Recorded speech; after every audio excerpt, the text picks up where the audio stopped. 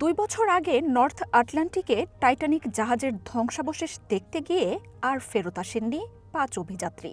ধারণা করা হয় মহাসাগরের নিচেই ধ্বংস হয়ে ছিন্ন বিচ্ছিন্ন হয়ে গিয়েছিল তাদের বহনকারী টাইটান সাবমার্সিবল। নির্মাতা কোম্পানি ওশান গেটের প্রধান নির্বাহী সহ ধনকুবেরদের হদিস না মেলা সেই ঘটনা আলোড়ন তুলেছিল বিশ্বে। এবার সমুদ্রের নিচে এটি ফেটে যাওয়ার কারণ জানিয়েছেন আমেরিকার অনুসন্ধানকারীরা। 2023 সালের জুনে পানির নিচে বিস্ফোরিত হওয়া যানটির নকশার দুর্বলতা ও নির্মাণে ত্রুটি ছিল, তাই পর্যাপ্ত শক্তি ও স্থায়িত্বের পরীক্ষায় ব্যর্থ হয় সেটি। সাবমার্সিবলটি নির্মাণের পর এর পরীক্ষা নিরীক্ষাও চালায়নি ওশান গেট, তাই শক্তি বা চাপ সহ্য করার ক্ষমতা সম্পর্কে কোনো ধারণাও ছিল না নির্মাতা প্রতিষ্ঠানটির।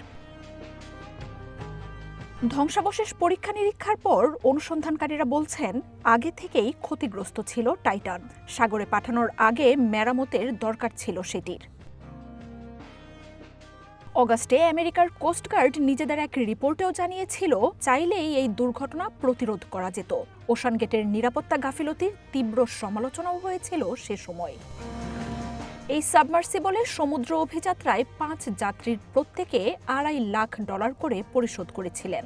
ডিপসি এক্সপ্লোরার পল হেনরি, ধনকুবের শেহজাদা দাউদ, তার ছেলে সোলেমান দাউদ এবং হামিশ হার্ডিং ছিলেন টাইটানের যাত্রী।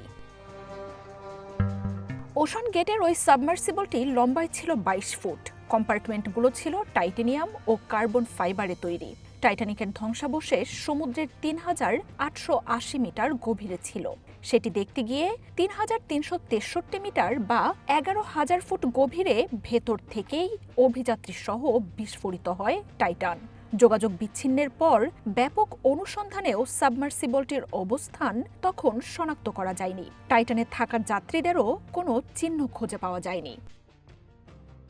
মার্জিয়া উপমা, one international desk. Prompting a massive undersea search for the vessel.